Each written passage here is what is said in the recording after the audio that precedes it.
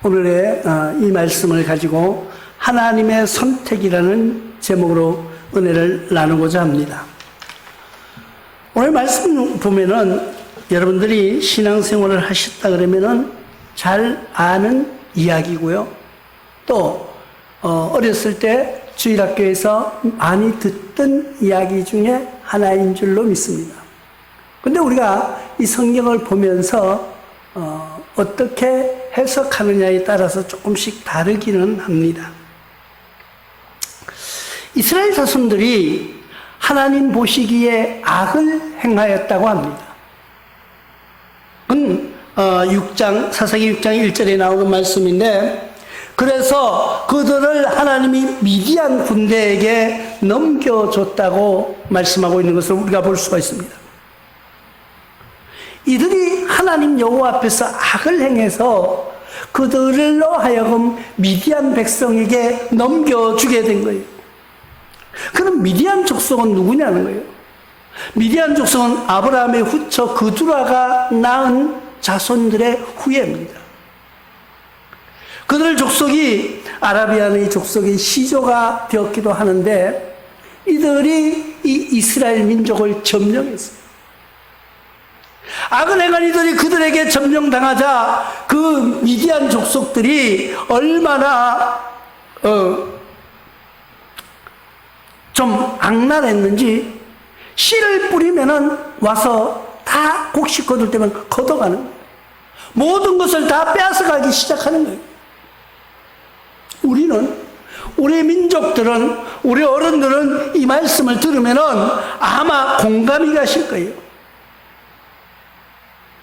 예전에 일본이 우리나라를 점령해 있은 36년 동안 우리가 끝까지 당한 모든 수모와 약탈을 보면은 이해가 쉽게 될 줄로 믿습니다. 우리나라 민족은 어떻게 보면은 이스라엘 민족과 생활 습관 아니면은 당해온 모든 것들이 비슷하게 되어지는 것을 우리가 볼 수가 있습니다. 기도는 어떤 사람인가 보니까, 기도는 사사 중에 한 사람이었음을 우리는 알 수가 있습니다. 사사기 6장 15절을 통하여서 그러나 기도원에게 대답하되 주여 내가 무엇이더러 이스라엘 구원하리까 하는 이야기를 봅니다. 이 이스라엘 민족들이 그 미디안 족속들에게 압박을 받으면서도 하나님께 부르짖는 사람들이 있었다는 거예요. 그 부르짖는 사람들이 전부는 아니지만은 그 민족들에게 부르짖는 사람이 있었어요. 그래서 하나님이 그 음성을 들으시고 그 부르짖는 그 기도 소리를 들으신 하나님께서 직접 사사를 통하여서 이 이스라엘 민족을 향하여서 찾아오게 됩니다. 그럴 때 만난 사람이 누구예요? 기드온이. 기드온에게 너희가 이 민족을 구원해낼 지도자가 될 것이다, 장수가 될 것이라고 말합니다. 그런데 기드온이 이야기하는 것을 보십시오. 6장 15절을 통해서 이렇게 말합니다. 나는 아무것도 아니라는 거예요. 그리고 내 아버지 집에서 가장 적은 자라고 자기를 겸손하게 이야기하는 모습을 봅니다. 그게 아니라 네가 택함을 받았다는 거예요. 네가 작은 자지만은, 네가 보잘것없다고 네가 니를 자평하지만은 하나님께서 너를 택하셨다고 이야기하는 것을 봅니다. 그런데 이 기도는 얼마나 신중한 사람인가 또 볼 수가 있습니다. 6장 17절을 통해서 이렇게 말합니다. 기도니 그에게 대답하되 만일 내가 주께 은혜를 얻었사오면 나의 말씀하시니가 주이심을 표징을 내게 보여달라고 이야기합니다. 그 표징을 어떻게 보여줄까요? 거기에서 유명한 소음 이야기가 나옵니다. 기드온이 이렇게 말합니다. 정말 하나님이 나에게 택하셨습니까? 나를 택하셨습니까? 하면서 그에게 말합니다. 내가 미디안 그 민족에게서 우리 이스라엘 백성을 구원할 자이라면 하나님이 나에게 증거를 보여달라고 말합니다. 그 증거를 어떻게 보여줄까 묻습니다. 그러니까 기도원이 그렇게 말하는 거예요. 이슬이 내리게 해라. 이슬이. 내가 양털을 갖다가 이렇게 밖에 놓을 테니까 아침에 일어나서 양털만 젖고 양털만 이슬이 가득하고 다른 데는 이슬이 하나도 내리지 않게 해 주시옵소서. 그렇게 말합니다. 그러니까 하나님의 사자가 그것쯤이야 하면서 그에게 그것을 실행. 아침에 일어나니까 정말 세상은 다 뽀송뽀송한데 자기가 내놓은 그 양털만 물이 가득한 거예요. 그래 물을 짜니까 물이 흥건히 짜질 정도로. 그런데 가만히 생각해 보니까 이것도 아닌 것 같은 거예요. 의심이 많은 거예요. 그런데 기도를 다시 이야기합니다. 주님, 주여, 정말 주님이 나에 오셨다면은, 정말 하나님이 나에게 복을 주신다고 나에게 정말 그 증표를 보이신다면 이번에는 반대로 해달라고 합니다. 반대로. 그러니까 다른 데는 다 젖고 내가 놓은 양털 거기에만 물기가 없게 해달라고 합니다. 기도니 얼마나 신중한 사람인가를 우리가 알 수가 있습니다. 그리고 의심도 많은 사람이에요. 그 여튼 자고 나니까 그대로 된 거예요. 그대로 되고 나니까 이제는 더 이상 변명할 일이 없습니다. 그러니까 기도원이 그때부터 자기 용사를 모아서 아세라 신상을 부시기 시작합니다. 가만히 생각해 보니까 이스라엘 민족들이 미디안 족속들에게 잡혀 있으면서도 아세라 신상 목상을 세워놓고 거기를 숭배한 것을 우리가 알 수가 있습니다. 그러니까 낮에는 사람들이 보니까 못하니까 밤에 가서 아세라 목상을 잘라버립니다. 아세라 목상을 깨부시는 거예요. 그런데 이게 그냥 밤에 했다고 소문이 안 날까요? 소문이 나기 시작합니다. 소문이 나니까 많은 사람들이 저 기도원이 밤에 돌아다니면서 이상한 짓을 하는데 아세라 신상을 부셨다는 거예요. 이거 큰일 날 짓을 했다는 거예요. 하면서 많은 사람들이 공격하는데 그는 신실하게 하나님을 믿고 의지한 것을 우리가 알 수가 있습니다. 그런데 기도원에게도 약점이 하나 있어요. 그 약점은 뭘까? 하나님께 예배하고 하나님께 신실하고 하나님께 순종하는 것 모두 다 좋은데 재물에는 약했다는 것을 우리는 약점으로 알 수가 있습니다. 그러니까 사람이 완벽한 사람은 없다는 거예요. 어느 누구도 완벽할 수는 없습니다. 사사기 8장 24절로 31절에 보면은 기도원이 그에게 이르되 내가 너희를 요청할 일이 있으므로 너희 각각 탈취한 금고리를 귀고리를 내게 줄지니라 하였으니 이는 그들이 이스마엘 사람이므로 금고리가 있었습니다. 그러니까 재물의 욕심이 있었다는 거예요. 승리하고 하나님께 명령에 따르고 순종하고 예배하고 시키는 모두 다 하는데 그래도 재물에는 욕심이 있었다는 거예요. 그런 걸 보면은 우리가 성경을 통해서 볼 때 많은 사람들이, 많은 위인들이, 많은 정말 하나님이 사랑받는 사람들이 있었는데 그 사람들마다 약점도 같이 가지고 있다는 게 인간의 본 모습을 우리에게 보여주는 것을 봅니다. 우리는 교회 학교에서 배울 때 기도원의 300용사라는 제목으로 많이 들어왔어요. 근데 사실 용사는 아니에요. 그냥 300명이에요, 300명.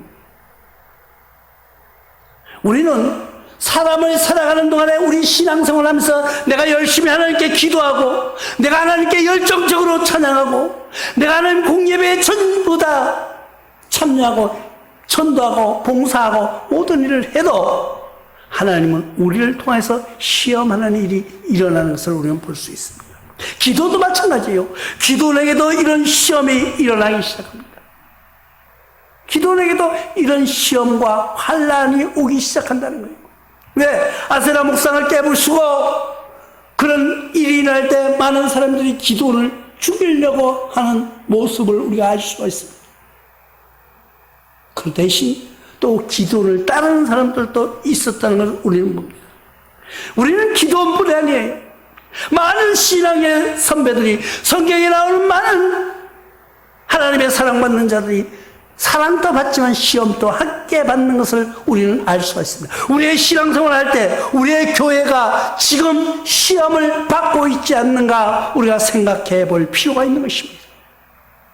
열왕기상 17장 13절에도 엘리야가 그에게 이르되 두려워하지 말고 가서 내 말대로 하려니와 먼저 그것을 나를 위하여 작은 떡 한 개를 만들어 내게 가져오고 그 후에 너와 내 아들을 위하여 만들라. 아니, 엘리야가 지금 도망다니다가 한 과부를 만난 거예요. 근데 그 과부에게 묻습니다. 나무를 줍는 그 과부에게 묻습니다. 내가 지금 무엇을 하려고 나무를 줍느냐. 그러니까 이 과부가 엘리야에게 이렇게 말합니다. 주여, 이 주라는 거는 그냥 선생님이야 이렇게 말하는 거와 비슷한다. 이 당시에 부르는 사람. 주여, 주님, 이렇게 부르는 거예요. 당신도 보십시오. 지금 이 세상이, 이 나라, 이 민족이 오랫동안 비가 오지 않고 가물어서 먹을 게 없습니다. 우리는 죽을 수밖에 없습니다. 그런데 내 아들이 하나 있는데 내 아들과 나에게 이제 빵을 만들 조금 가루와 조금 남은 기름이 있는데 이것을 가지고 떡을 만들어서 먹고 죽으려고 마지막 떡을 만들려고 나뭇가지를 주우러 왔다는 거예요. 아니, 가만히 생각해 보십시오. 우리가 가정을 꾸려가지고 가정이 같이 살고 부부가 합심해도 살기 어려운 현실 속에서 과부가 혼자 살아간다는 것, 그리고 과부가 자기 자식을 키우면서 생활한다는 것 쉬운 일이 아닌 것입니다. 근데 이 소망은 뭐예요? 지금 남은 거, 마지막 남은 한 끼 먹을 그 떡을 만들어서 아들과 먹으려고 하는 거예요. 그거 한번 생각해 보십시오. 여러분들이 지금 정말 죽기 일보 직전이에요. 근데 마지막 마지막 빵이 하나 있는 거예요. 이것으로 내 아들과 내가 먹고, 이거 다 먹으면 없으니까 이제 죽을 거다. 마지막 만찬을 하려고 이제 떡을 만들기 위해서 나무가지를 줍고 있는 그 여인에게 다가간 엘리야가 이렇게 말합니다. 알았어. 그러면은 그거 근처에 떡을 만들어서 먼저 나에게 가져와. 아니, 여러분 한번 생각해 보십시오. 마지막 먹고 자기들 둘이 먹고 죽으려고 했던 그 음식을 냉정하게 그는 나에게 가져오라고 말합니다. 근데 이 과부가 여보시오, 내가 지금 마지막 죽겠다고 하는 이 이야기를 못 들어봤습니까? 그런데 그걸 당신을 위해서 만들라고요? 나는 당신이 누군지도 알지 못하지만은 나는 그럴 사랑이 없습니다, 지금. 내가 그럴 여유가 없는 거예요. 우리가 곳간에서 정이 난다는 말도 있습니다. 자식들도 내가 자꾸 뭔가를 주고 내가 뭔가를 베풀면은 자주 찾아오고 자주 전화도 하지만은 만날 때마다 내가 달라고 뺏으려고 그러면은요, 잘 오지도 않는 게 부모 자식 간이에요. 그런데 처음 만난 그 사람이 죽으려고 하는 그 음식을 달라고 하는 사람이, 그 사람이 정상이에요? 아니, 그렇습니까? 그럼 내가 좀 도와줄 게 없는데 내가 그러면 당신을 위해서 기도해 드리겠습니다. 하나님의 긍휼이 함께 하실 겁니다. 이렇게 해주면 얼마나 좋을까요? 그런 말 한마디 없고 그 빵을 나를 위해서 먼저 만들라는 거예요. 네 아들 생각하지 말라는 거예요. 네 생각하지 말라는 거예요. 나를 생각하라는 거예요. 그게 말이 될까요? 근데 이 과부가 그 말을 따랐다니까요. 물론 반박도 했어요. 그런데 그 말에 순종한 그는 엘리야의 기도로 통하여서 하나님의 역사가 그들에게 부어진 것을 우리는 알고 있습니다. 우리는 그 말씀을 믿는 거예요. 예수님도 마찬가지예요. 마태복음 8장 28절을 통하여서 보니까 또 예수께서 건너편 가다라 지방에서 가시매 귀신 들린 자 둘이 무덤 사이에 나와 예수를 만나니 그들이 모두 없이 사나와 아무도 그 길을 지나갈 수 없는 지경이더라. 예수님이 지나가는 길에 무덤 속에서 귀신 들린 두 사람이 나왔다고 말하고 있습니다. 여러분 한번 생각해 보십시오. 아무도 그 길을 가지 않는 그 길을 예수님이 가셨다는 거예요. 아무도 그 길을 가려고 하지도 않고 그를 피해서 도망다니는 그 길을 예수님이 모르시고 가셨을까요? 예수님도 그 길을 알면서 가신 거예요. 우리 신앙생활 하면은 내가 부자가 되고 내가 명성이 일어나고 내가 인기를 얻고 뭐 잘 되는 것이 아니라 예수를 믿는 고난도 따른다는 걸 우리는 알아야 돼요. 알지만 가는 거예요. 그 다음에 찬란한 역사가 있기 때문에 예수님은 그 길을 알고 가신 거예요. 또 마가복음 7장 27절에도 예수께서 이르시되 자녀로 먼저 배불리 먹게 할지니 자녀의 떡을 취하여 개들에게 던짐이 마땅치 아니하니라. 한 여인이 찾아왔습니다. 그리고 예수님에게 자기에게도 구원의 메시지를, 자기에게도 병고침의 은혜를, 자기에게도 복음의 말씀을 들려달라고 하는 여인을 통하여서 이렇게 말합니다. 내 자녀에게 줄 떡을 개에게 주지 않는다. 그럼 뭐야, 너는 개다 이 말이에요. 근데 그 여인이 뭐라고 말합니까? 옳습니다 주님. 주님 맞습니다. 나는 개 같은 사람입니다. 나는 정말 하찮은 사람이에요. 그렇지만은 개도 주인의 상에서 떨어지는 부스러기를 먹나이다 하고 외친 그 여인, 그 여인을 향하여서 주님은 그를 사랑으로 응답하신 것을 우리는 볼 수가 있습니다. 그것이 뭐예요? 우리에게 다가오는 시련이에요. 우리에게 다가오는 고난이에요. 예수님도 당하신 시련, 예수님도 당하신 아픔, 예수를 믿는 나와 여러분들은 그 당함이, 그 찔림이 우리는 기쁘게 받아들일 수 있는 신앙으로 승화시켜 나가시기를 주님의 이름으로 부탁을 드립니다. 이 여인도 만약에 그 말을 듣고 당신은 개라고 이야기할 때 내가 개처럼 뭐입니까? 하면서 화내고 돌아갔더라면 그에게는 구원의 역사는 이루어지지 않았을 것입니다. 그러나 그것을 시련으로 참고 견디고, 그래서 야고보서 1장 3절에는 이렇게 말씀하고 있습니다. 이런 너희 믿음이 시련을, 인내를 만들어내는 줄 너희가 알미리라. 우리의 시련은 인내를 통해서 성숙하게 되는 거예요. 지금 교회가 대면 예배를 드리지 말라고 말하는 거예요. 그렇지만 이런 시련이 있으니 우리가 이 시기를 어떻게 극복하느냐, 우리가 어떻게 주님께 매달리고 주님 마음에 드는 그런 모습으로 바뀌어지느냐에 따라서 하나님은 우리에게 크신 은혜와 사랑을 주실 줄로 믿습니다. 우리는 그 날을 위해서 기도하는 거예요. 베드로전서 1장 7절에 너희 믿음의 확실함을 불로 연단하여도 없어질 금보다 더 귀하여 예수 그리스도께서 나타나실 때 칭찬과 영광과 존귀를 얻게 할 것이라고 말씀하고 있는 것을 우리는 기억하시기 바랍니다. 우리의 지금 이것이 불로 연단이, 주님께서 주시는 우리에게 시련, 우리는 그걸 감사함으로 받을 수 있는 신앙으로 성숙하시기를 주님의 이름으로 부탁을 드립니다. 예수님이 사역도 일하실 텐데 하나님께서도 이 기도를 통해서 우리에게 보여주는 것이 있습니다. 이 많은 시련과 고통과 어려움 속에 있는 이들의 기도하는 그 민족이 있었다는 거예요. 그래서 기도원이 나서서 우리가 이제 미디안에게 대항하자, 우리가 이렇게 당할 수는 없다, 맨날 이렇게 파종하면 다 뺏어가고 우리의 모든 짐승을 다 착취해가는 저들을 그냥 두고 볼 수가 없다. 그럼 어떻게 할 것인가? 계책을 내봐라. 미디안이 나를 따르라 하는 거예요. 나를 따르라. 기도원이 나를 따르라는 거예요. 기도원이, 미디안이 아니고. 미디안을 치기 위하여서. 그래서 다른 숫자가 모여들기 시작합니다. 이 군중이 모였다는 것은요, 그만큼 살기가 힘들다는 거예요. 군중 무리가 모인다는 것은요, 그냥 누가 모이라고 모이는 것이 아니에요. 누가 내가 밥 사준다고 모이는 게 아니에요.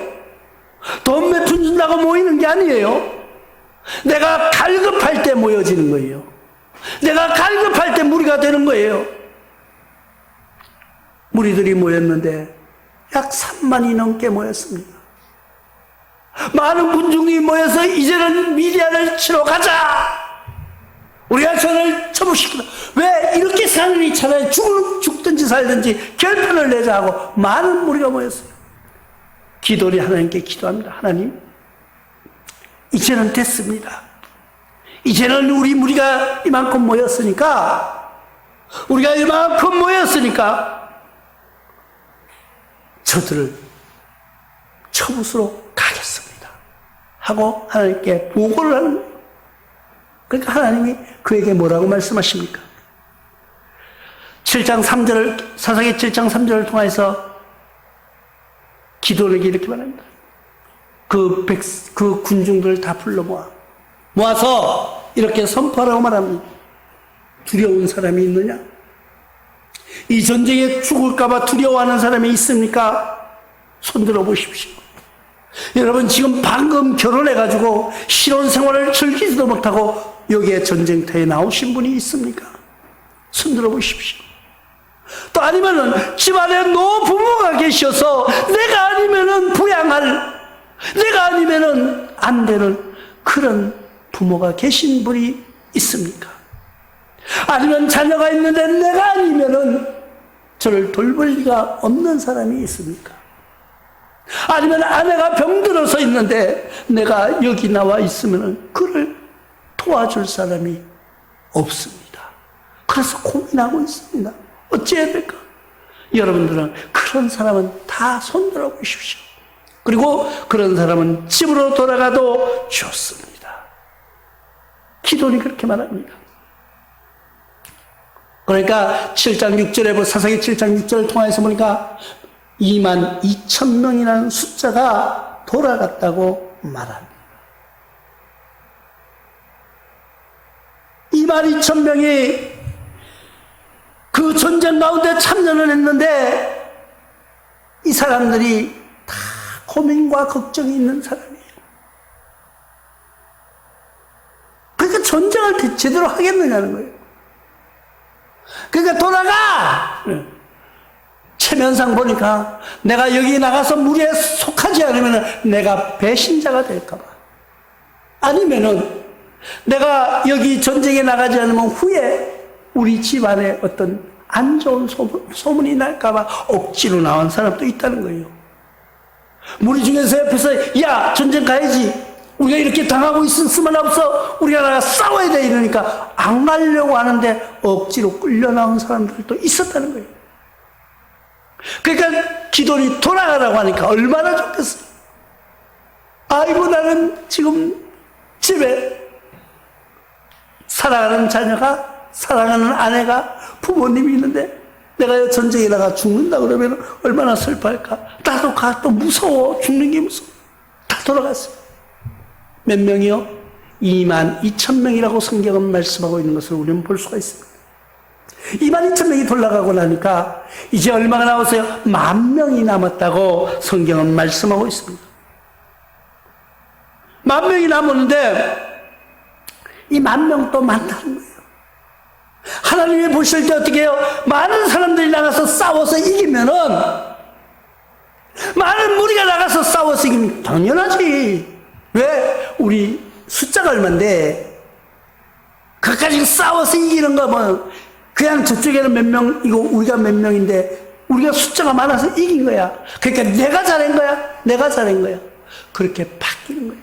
하나님은 그것을 원하지 않으셨던 거예요. 10,000명이 남아있는데 거기에서 다시 하나님은 기도에게 말합니다. 기도나 이 10,000명을 데리고 물가로 가라. 물가로 가서 물을 먹게 하라. 그리고 물을 먹는데 어떻게 먹는 사람? 무릎을 꿇고 엎드려서 공소리 먹는 사람 따로 세우라. 따로 세우라. 그리고 그릇에 떠서 먹는 사람 따로 세우라는 거예요. 그런데 그 중에서 손바닥으로 떠서 핥아먹는 사람, 개같이 핥아먹는 사람이라고 말하고 있습니다. 그런 사람도 따로 세우고, 사람이 이제 선별하는 거예요. 선별. 10,000명을 갖다 세웠더니까 300명만 그냥 이렇게 들고 핥아먹는 거예요. 핥아. 이 10,000명은 그래도요, 용기가 있는 사람이에요. 싸우려고 준비된 사람이에요. 의문이 있는 사람이에요. 10,000명도 많다는 거예요. 하나님이 따로 세우니까 개처럼 핥아먹는 사람 300명밖에 되지 않더라는 거예요. 그럼 됐다. 300명만 남기고 다 돌려보내. 아니, 하나님 어쩌시려고요? 저쪽엔 성대가 얼마나 많은 군사가 있는데요. 얼마나 많은 무리가 있는데 우리가 300명 가지고 게임이 되겠습니까? 근데 하나님은 돌려보내라는 거예요. 그러면 우리는 300명을 남은 사람을 미디안의 군대라고, 기도원의 군대라고 말합니다. 이 300명 남은 사람은요, 대단히 훌륭하고 용감하고 지식이 있고 머리가 좋은 사람이 아니에요.